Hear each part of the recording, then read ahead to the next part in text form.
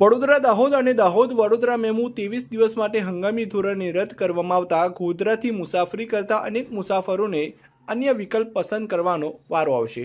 ભારતના પૂર્વ તટીય રેલવેના પુરીમાં 24 જૂનથી 10 જુલાઈ સુધી રથયાત્રા મહોત્સવનું આયોજન કરવામાં આવ્યું છે।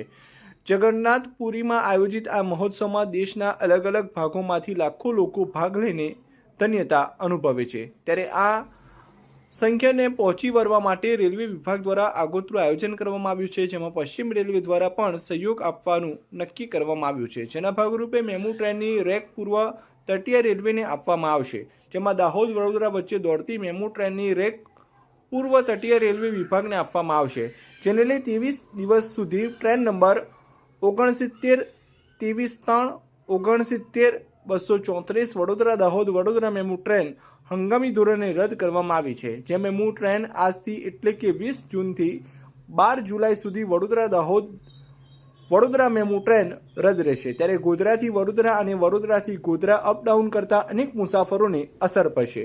આ ટ્રેન ગોધરા જંકશન રેલવે સ્ટેશનથી સાંજે 6:25 વડોદરા જવા માટે ઉપડે છે, જ્યારે વડોદરાથી સવારે 8:45 ઉપડીને 10:40 ગોધરા પહોંચે છે।